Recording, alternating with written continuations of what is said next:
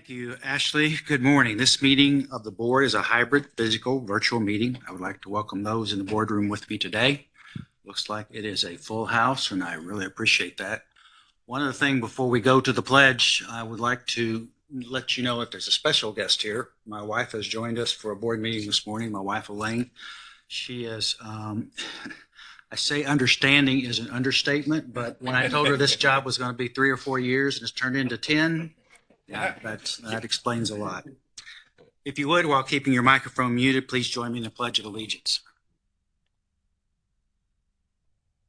Pledge allegiance to the flag of the United States of America and to the republic for which it stands, one nation, under God, indivisible, with liberty and justice.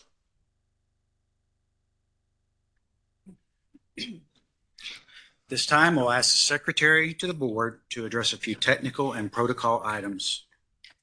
We have a quorum. The full board is present for this meeting. Chairman Hall and Board Member Smith. Please ensure that you have silenced any mobile devices you have with you. The virtual portion of this hybrid meeting is on Cisco WebEx. We have 2 OIT staff, Ben Rana and Victor Amaya, monitoring and managing the meeting.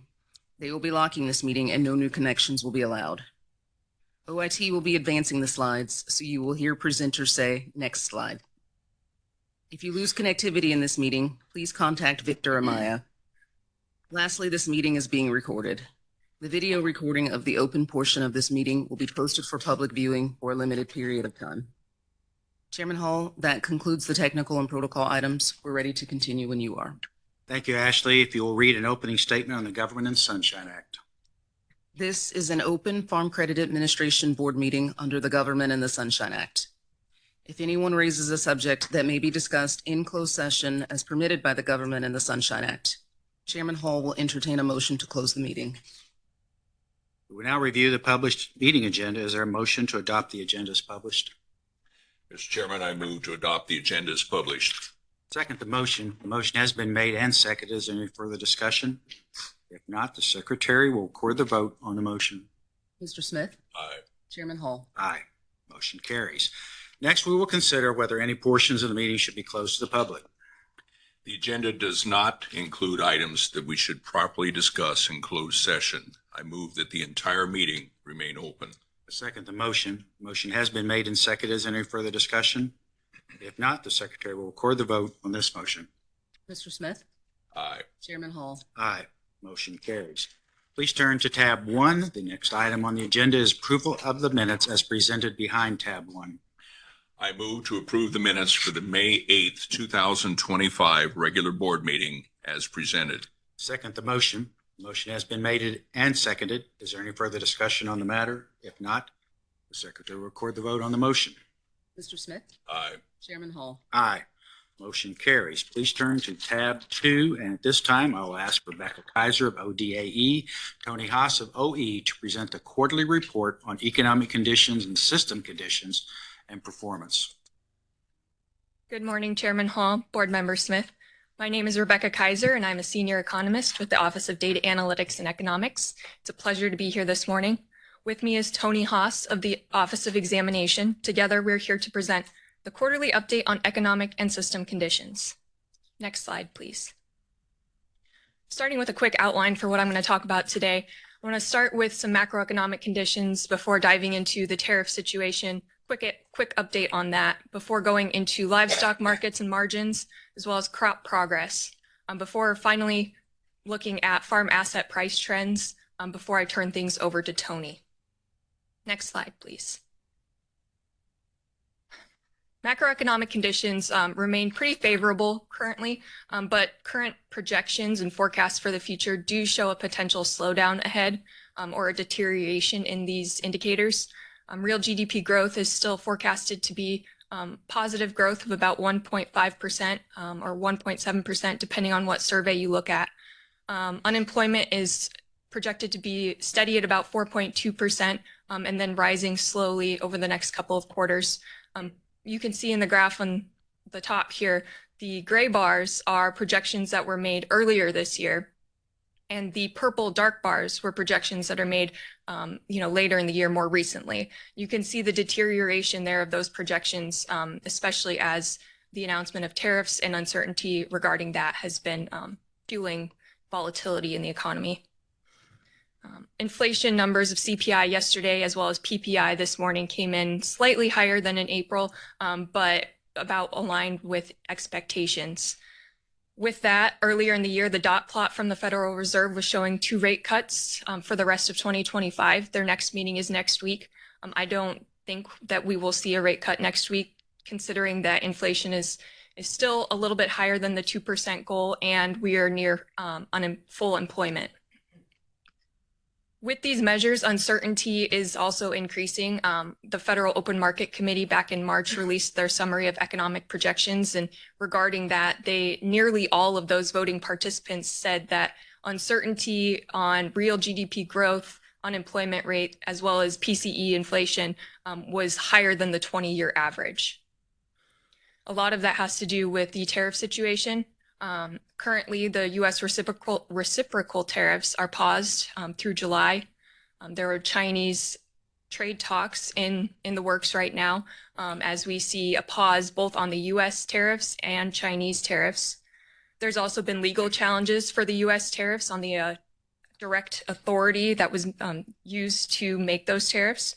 That's currently under appeal, and all of this just goes to say that the situation right now is very confusing and very volatile. There's also other trade implications for the tariff situation now. There's heightened sensitivity that is drawing up older disputes, such as the alleged case of Mexico dumping tomatoes into U.S. markets, which could threaten U.S. pork exports. We're also seeing some good come out of this, some trade deals. For example, Vietnam announced a trade deal with the U.S., agreeing to buy up to $2 billion in U.S. ag products. Next slide, please. While the general macroeconomy remains pretty favorable, there are some potential signs of weaknesses when we look at direct consumer and business behavior. The graph on the left here, we see consumer loan delinquency rates. You can see the uptick in delinquency rates there from 2022 through 2024, rising above pre-COVID levels.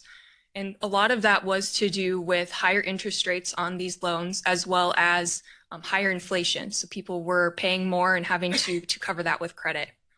We're also seeing that non-traditional credit sources, such as buy now, pay later schemes, such as Affirm, Afterpay, and Klarna, have marginally higher delinquency rates as well. Klarna made news a couple months ago, earlier in this year, for partnering with DoorDash, so consumers can now do small installment loans for their grocery and food deliveries.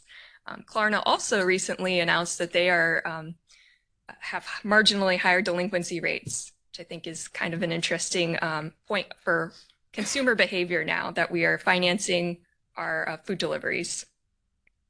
The graph on the right shows bankruptcy filings by type, quarterly bankruptcy filings. The yellow line shows total filings, and the blue bars are family farms or Chapter 12 bankruptcy filings. With this, we can see the uptick in cases recently after the decline around the pandemic time period. We're not back to the levels that we saw pre-COVID. However, it is noticeable that in 2018, 2019, farm bankruptcies were increased, partially due to the trade implications at that point. The good news is that the USDA is expecting higher direct government payments to farmers this year, which I think may help temper some of that financial stress for producers. Next slide, please. Transitioning into some of the livestock markets here and margins, I want to start first with poultry. I'll give you a quick update on highly pathogenic avian influenza, or HPAI, since I was last here in March. The cases in the U.S. have slowed in the last 30 days. We have seen 5.5 million birds affected, mostly table egg layers in Arizona. And while 5.5 million birds seems like a lot, it's actually important to note that there was a period of about 2 months between March and May where we had no cases larger than 1 million birds, which is a definite slowdown from what we saw earlier this year. In that time, it's given egg producers time to rebuild their flocks, and at the same point, egg prices have come down substantially. However, Brazil reported their first commercial case of HPAI earlier in May. And this was in one of their commercial facilities. They've had cases in wild birds and backyard flocks before, but this is the first case in commercial chicken production. With that, Brazil is the second largest chicken producer in the world, following the US, and they are the largest chicken exporter in the world.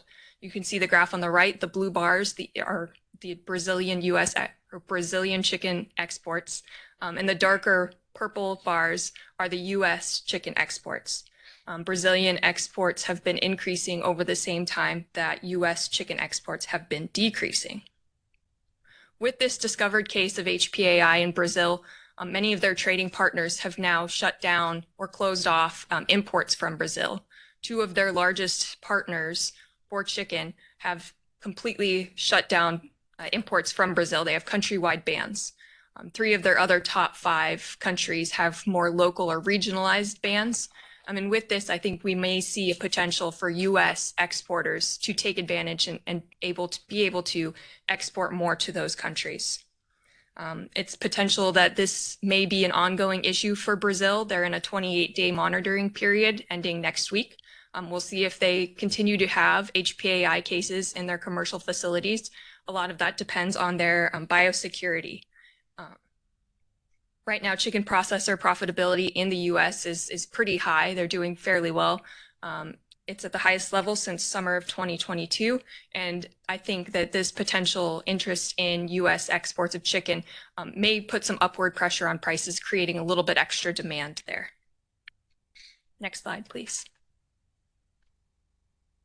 As always, I'm going to talk about cattle. And usually I get up here and I talk about low inventories and what we're seeing there. It's the same story. Unfortunately, we're still seeing low cattle numbers and really, really high margins for cow-calf producers, as well as for feeders and packers. The story I want to tell today focuses a little bit more on beef production. The graph on the left shows beef production over the past 5 or 6 years. We can see it's been relatively stable through all of these inventory declines. The graph on the top right shows the inventory declines, which has declined 6% from January, or 6% from the 5-year high. Beef production is down in that same time period 2%. So with this, we can see that beef production has been relatively stable while inventories are declining. And what's happening there is that we're being able to expand on the intensive margin instead of the extensive margin. So we're able to get more meat out of an animal compared to just slaughtering more animals. And we can see this in the bottom graph with dressed weights, or the yields. You can see it was pretty steady, pretty level through January 2023. And then mid-2023, it started to increase. We've also been able to supplement our beef production with beef imports from particularly Australia, but also live cattle imports from Mexico. And now that has been shut down with New World screwworm threats in Mexico. The border from Mexico to the U.S. is shut down for all live animals, live cattle. With this, I think it could be potentially, pressure on prices to go even higher than they already are. We'll see how long this ban lasts. The USDA is working with Mexico to be able to combat the spread of this New World screwworm. Next slide, please. Looking at crops, conditions in the progress looks good. We're still early in the season, in the growing season. I think overall with favorable weather, we may not see a lot of price support coming from the domestic supply side. Spring was pretty dry out west, and there was flooding in the east in that same time period, and I think things have tempered down a little bit. We're seeing areas that were behind in planting or behind in the good or excellent conditions now catching up. There may have been some replanting of corn or soybeans after heavy rains or after flooding. But right now, I think as the graph shows here, that we're either on par or about above 5-year average levels. It's creating different conditions for consumers, either in the east or the west, or localized weather areas. Any increase in the prices, I believe, are going to probably have to come from the demand side of things, not the supply, whether that is exports, which are pretty shaky right now, or potential biofuel policy. Next slide, please. Transitioning to look into farm real estate prices and farm asset prices. This is a graph showing Iowa farm real estate prices divided out by soil quality. So the top line, you have high soil quality and then medium and low. And you can see that the average value per acre for medium and low has declined. And now we can say that that's a pretty strong trend downwards. High soil quality is still holding in there. But a lot of this has to do with decreased demand for land as farmers have less money hanging out, less liquidity from lower crop prices that we've seen in the past couple of years. You can also see in the bottom graph that the transactions are lower for these types of farm ground. And we're seeing that this is also a sign that there is decreased demand for land. Next slide, please. Similarly, there's a similar trend going on in tractors right now, farm equipment. The left-hand graph, we see select tractors and their index cash value. These are higher horsepower tractors. You can see the run up in prices in 22 and 23, and now the decline in late 2024 as well as into 2025. The graph on the right shows the average hours of these sold tractors, and that's been on a pretty steady trend downwards, at least for the past 2 years. And I think there's an interesting story here that looks at when producers or farmers are looking to upgrade or maybe buy new equipment, they're not choosing older models. They're not choosing older equipment that has more hours and getting that for lower prices. What they're doing is they're still on par with, newer equipment that'll last for a long time, but they're just paying less for it. There's less willingness to pay for these, larger tractors, and I think that is really coming from the depressed farm income for the past couple of years. Next slide, please. Circling back here before I close things out, I want to talk about some of the effects we've seen of livestock byproduct prices from the tariffs, specifically from the Chinese tariffs on U.S. products. This graph shows 3 different byproducts, or steer hides, pork byproducts, as well as blood meal. You can see that red dotted line is the week of April 2nd, when the tariffs were announced. And you can see at that point there was a pretty stark decline in the prices of these commodities. Over the same time period, the quantity exports of these goods has also dropped quite significantly. Steer hides to China are down 71%, or steer hides, are down 43%. Beef variety meats are down 71%, and pork variety meats are down 47%. This is from March 25 to April 2025. So just a 1-month difference there, showing that those Chinese retaliatory tariffs really did impact both the price, as shown in the graph, and the quantity of these goods. Next slide, please.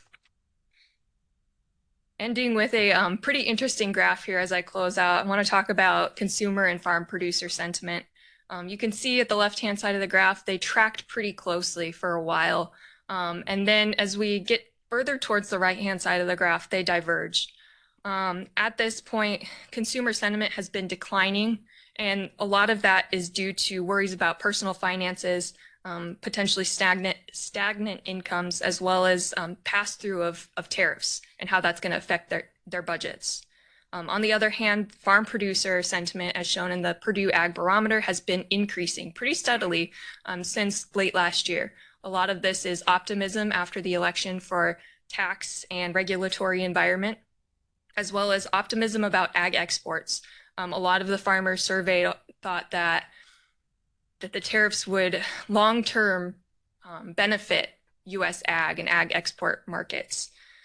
There's also the potential that farmers are now seeing some more optimism around direct government payments, both related to past issues as well as the tariff environment now. This is all to say farmers remain pretty positive, at least by this measure of the Purdue Ag Barometer. Consumers are worried, but I think we're all just in the same boat, and we're waiting to see what happens next. Thank you. Next slide, please. With that, I will conclude my presentation, and I'm happy to take any questions you may have. Thanks, Rebecca. Board Member Smith, questions? Well, Rebecca, given your background, I definitely have to give you a question on beef, right? So far, I mean, I'm hearing back home in sale barns on sales of flyweight, lightweight calves up to $1,800, $2,000 going in the feedlot. That's flyweight. That's not yearlings. Incredible prices for them. Great for the cow-calf producer. Incredible risk for the feedlot. Do you see any? And I don't believe, talking to finisher, there really isn't a good chance to lock in anything on the board either. At that point, do you see any sign with the increasing consumer debt of demand backing off at all? No, that's a great point, and I think it's something that we're all maybe a little bit concerned about. So far, demand for beef has been pretty steadily increasing and hanging in there, even despite the high prices. There is potential that, consumers could switch to other proteins. We like our beef here in America. We're in the middle of grilling season right now, so I think, it might hang in for at least a little while longer. It's something that I've talked about with a couple other producers and people out in Denver, in the Denver area too, is worrying if, beef prices get too high, is it going to become a specialty commodity, a specialty product where people don't buy hamburgers as often for, just a regular meal, and they buy steaks or hamburgers for maybe a special occasion. Or maybe it's something that's going to be only limited to fancy steakhouses or things like that. I don't see that potentially happening in the near future. It's a worry, but I don't think long term that's something we'll have to worry about. I do think that, we may be potentially seeing signs of herd rebuilding now. And so in the near future, we may see some prices decrease a bit. With that, and consumer income also, being, I guess, a little tight right now. I think people are focusing on budgeting and as well as, maybe making substitutions in other places and still being able to eat beef.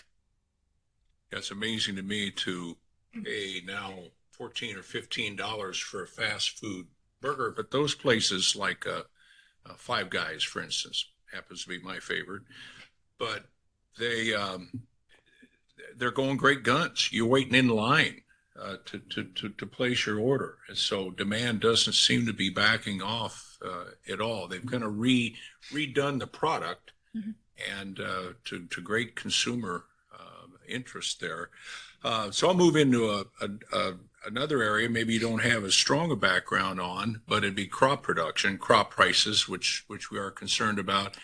Was encouraged to see the ECAP, I believe it's ECAP, the acronym for the emergency payments USDA authorized here last week. And it went all the way back to 2023 in some drought areas, and will go a long ways. I think Brent Dewey did a great job in his land analysis of saying, shored up incomes and possibly even land values. Looking ahead to this fall, because that's really what we're concerned about with the new crop growing now. And that's several months away from the combines hitting the field. Do you see a chance of continuation of that market loss of tariffs continued? 8 years ago, we had 3 years of MFP payments, market facilitation payments. What's your opinion on that? I will say, I know that the ECAP payments that you mentioned are going to be a big help for producers getting them through, this summer. We'll see what happens in the fall as, harvest comes around. Everything I've heard about any potential for similar market facilitation payments are going to be USDA waits to see what happens during harvest, see what prices are, see how things are going, see how the impact of tariffs is at that point. As we've seen that, the tariff environment is constantly changing. It's pretty volatile right now. It could be totally different in, a couple of months when, like you said, combines hit the ground. There's a potential there for it. I don't know exactly, one way or the other how great that potential is or how big payments may be. But I think all indications point that we'll just have to wait and see until harvest. Yeah, those MFP payments really shored things up because it followed a fairly long period of low commodity prices and really helped shore things up on the farm side. Yes. Thank you, Rebecca. Thank you. Thank you, Mr. Chairman. Yesterday in our meeting, you were talking about student loans having to be repaid. How do you think that's going to factor into consumer demand going forward? Because that's a big part of total consumer debt is student loans. Yes, so federal student loans now, delinquencies are going to go to collections following a 5-year pause. So these consumers have had 5 years of not having to pay back these federal student loans every month. And right now, I think federal student loans in delinquency status has risen to 7.7% or somewhere around there, which is up from, just a marginal, maybe pretty much 0% over the past 5 years. With that, these consumers are going to have a lot less disposable income to spend, and a lot less, to spend on any, I guess, just discretionary spending out in the economy. It's going to be some maybe tight budgets for the next little while. Thanks, Rebecca. Thank Also, you. Gold Star, you got Iowa State and Purdue in your presentations. Great job. Thank you. Thank you. I will turn things over to Tony Haas.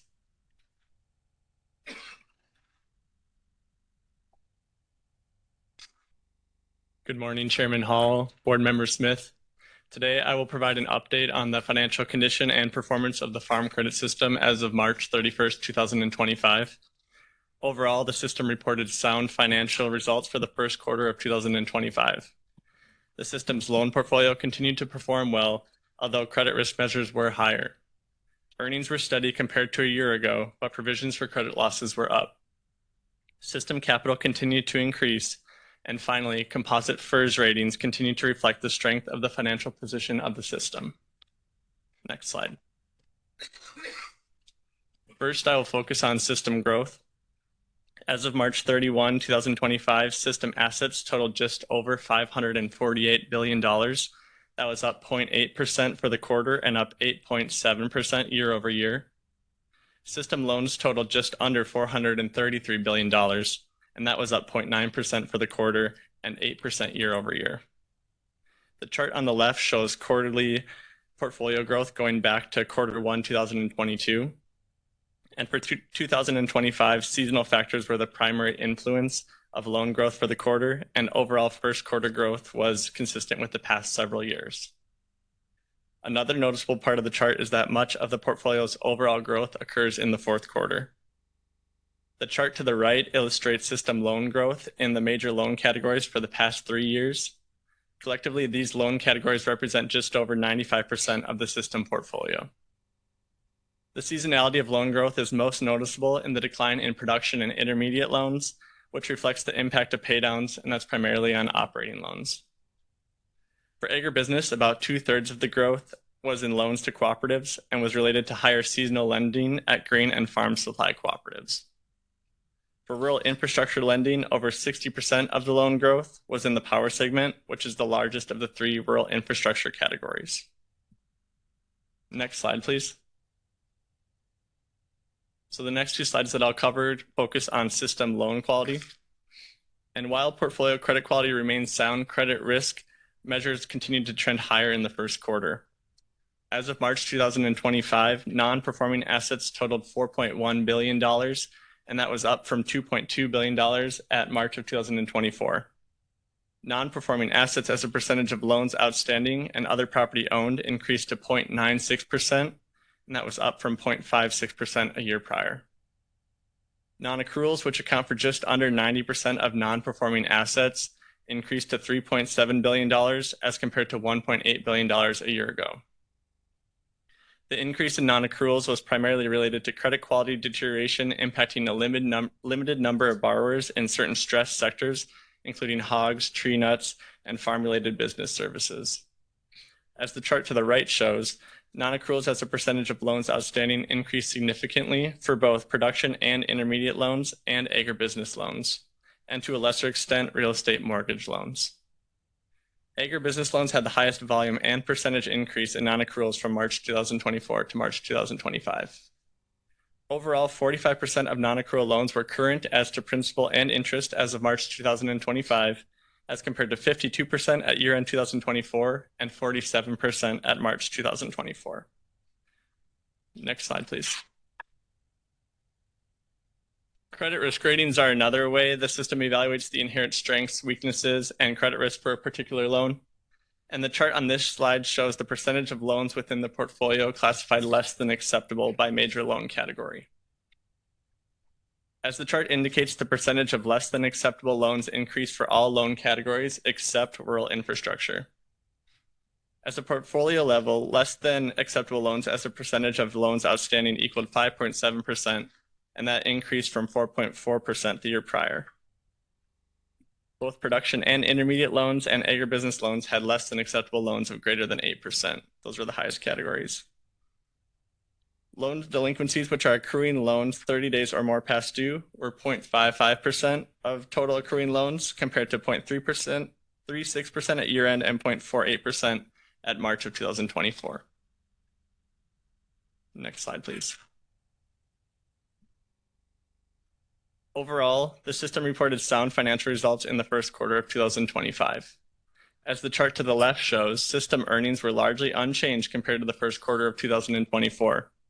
Combined net income totaled $1.96 billion, and that was down $39 million or 2% from a year ago. The line at the bottom of the chart, that red line, shows the trend in the level of provisions for credit losses. As shown, provisions for credit losses increased to $250 million in the first quarter. The top chart on the right of the slide highlights the changes in key components of net income between the first quarter 2025 compared to the prior year. The most significant year-over-year changes were in net interest income and in loan provisions.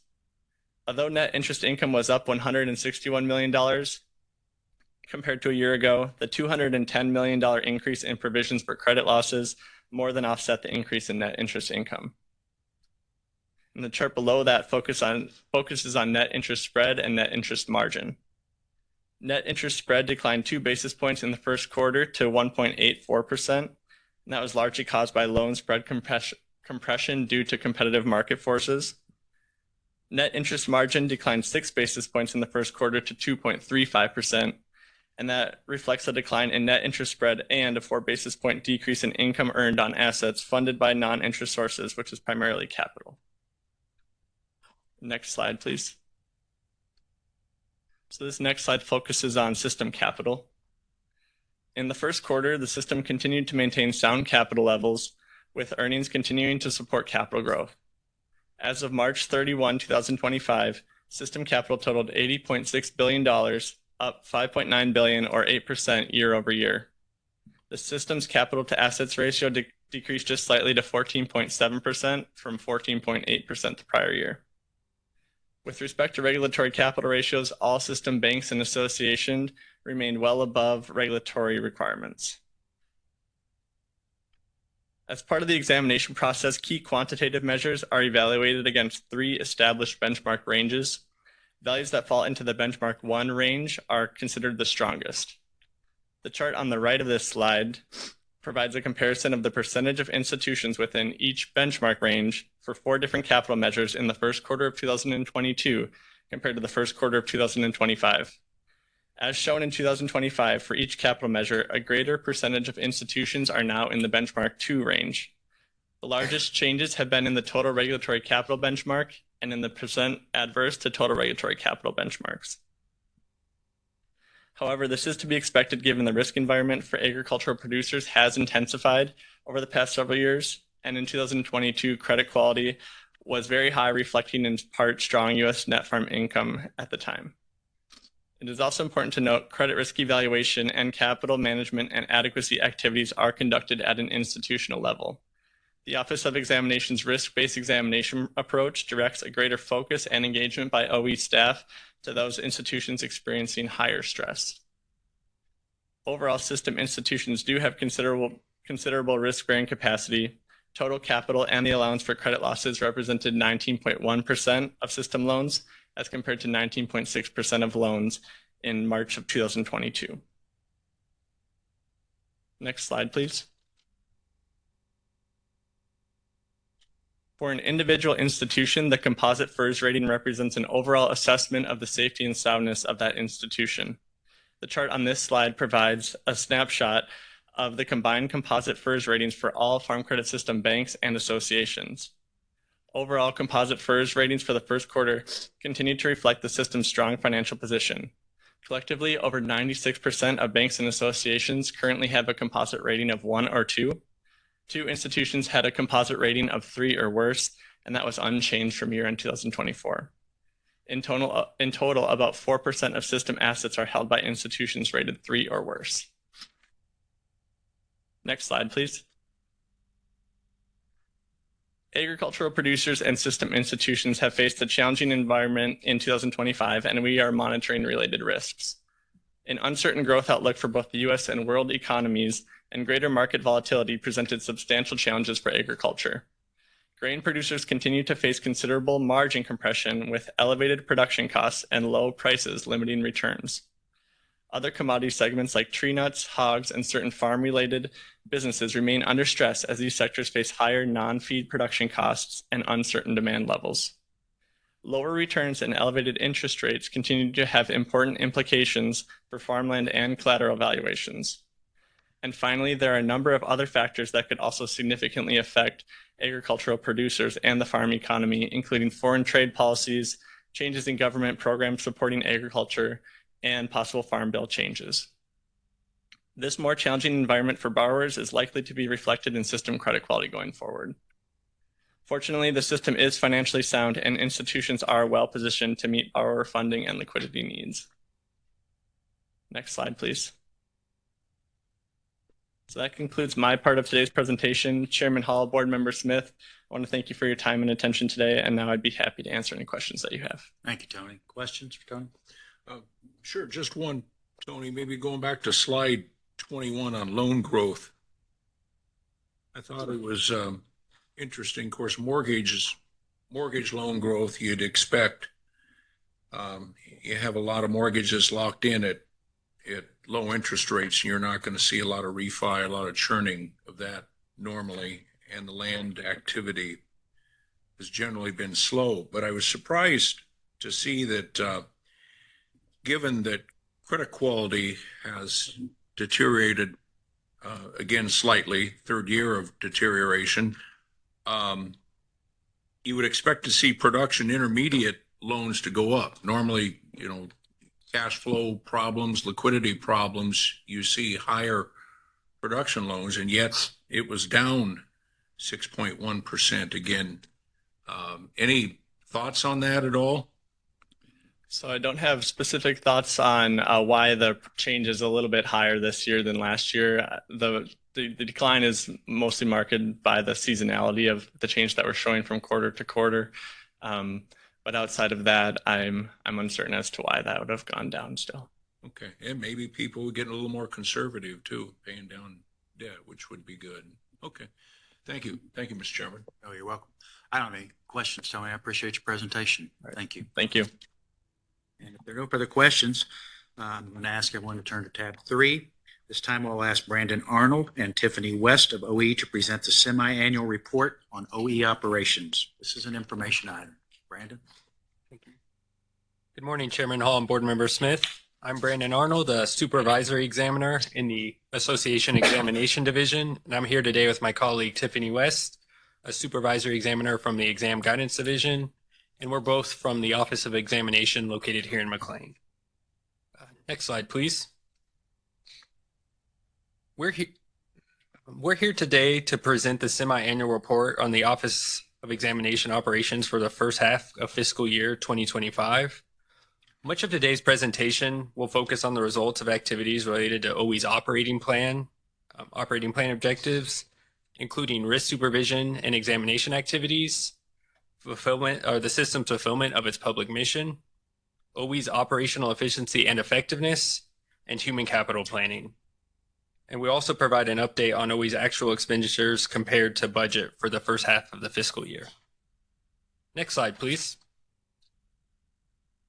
So this slide here highlights what we accomplished during the first half of this year for our risk supervision and examination objectives.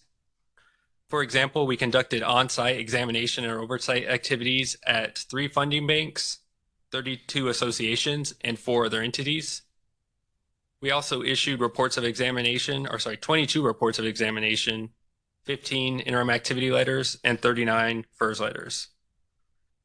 And also noted here on this slide, while most system institutions operate under normal supervision, there's currently only one institution operating under an elevated level of supervisory oversight at this time.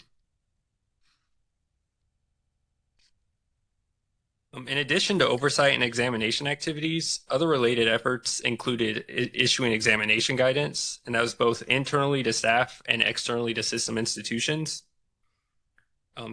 Combined, we made 5 updates or revisions to our examination manual and examination work papers, and also completed a review of OE examination directives and provided updates where needed. Next slide, please.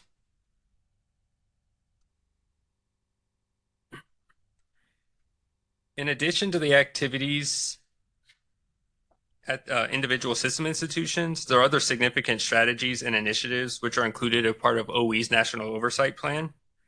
These strategies and initiatives focus on a broader set of system risk oversight and examination objectives. NOP topics address material or emerging risk and issues in the system. And listed here on this slide are our 6 NOP focus areas for 2025. We also had 8 related strategies, which are on target to be completed by fiscal year end. And of those 8 strategies, 7 were systemic risk strategies and 1 being an institution risk strategy. And I'd like to highlight some of our strategies and examination activities for each focus area. The first bullet you'll note there under the fiscal year 2025 National Oversight Plan was sustainability and capitalization practices. The completion of an HEA at selected, we completed our HEA at selected institutions for a review of long-term sustainability of capital, plans and practices, and also gauge the ability to support growth through retained earnings. This report has been provided to our EMT and will be provided to our staff shortly. The second focus area was innovation through automation and artificial intelligence. And in coordination with other FCA offices such as OCPA and OIT, we conducted a system-wide automation and AI survey to ascertain the level of automation and AI adoption we're seeing in the system. In total, we sent out 64 surveys and received responses back from 37, which is a response rate of roughly 58%. We are currently reviewing those survey responses at this time and will provide a summary of survey results by June 30th to OE management. The third focus area was mission-focused lending, and we continue to focus on the importance of YBS lending and evaluated YBS programs through reviews of institution business plans and also YBS non-lending reports.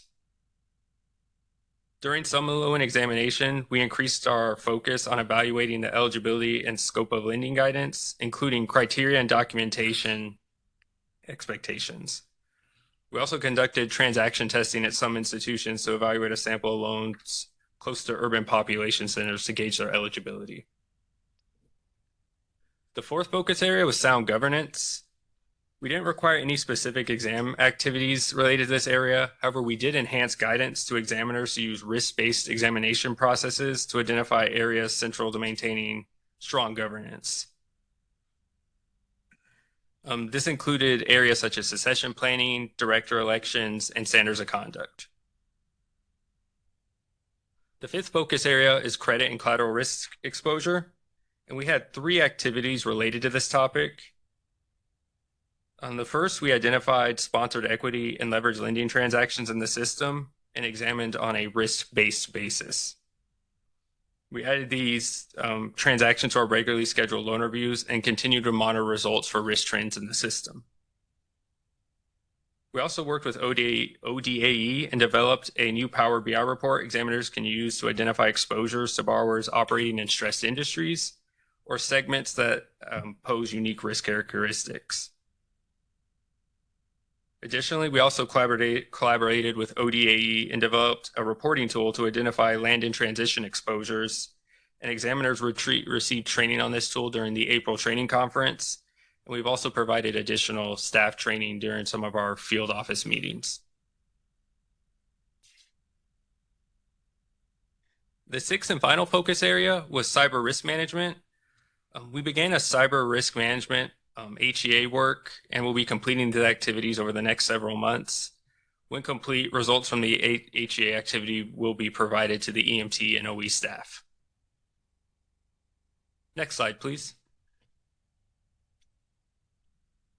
One of our consistent operating plan objectives is to evaluate the system's fulfillment of its GSC public mission in meeting the changing needs of agriculture and rural America.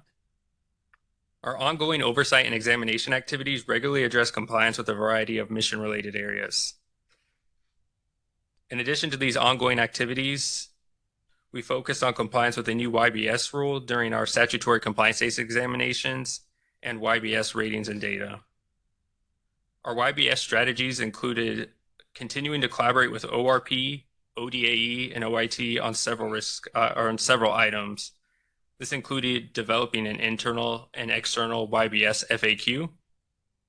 And for YBS ratings and data, examiners are currently reviewing non-lending reports and other materials provided by institutions, and will be providing qualitative ratings, which are due June 30th. We also continue to work internally with the system to improve usability and consistency of YBS lending and non-lending data. The work we're doing on improving the data will be helpful once the quantitative rating process is developed. Next slide, please. With regard to OE operational efficiency and effectiveness, OE continues to enhance and expand examination tools and reports available in the EDGE environment. We also continue to modernize OE management reporting and planning processes by transitioning to more automated processes or analysis tools. And this included a lot of development enhancing of Power BI tools and reports. We also continue to make improvements to the FCS loan database and are currently working with the system to improve data reliability and develop some new reports. Additionally, we also provided a data change request, or DCR, for 2026 to improve data consistency and usability. And we also continue to work with ODAE and OIT to further automate FCA's GIS processes as well. Next slide, please. And at this point, I will turn it over to Tiffany West to provide a human capital and OE budget update.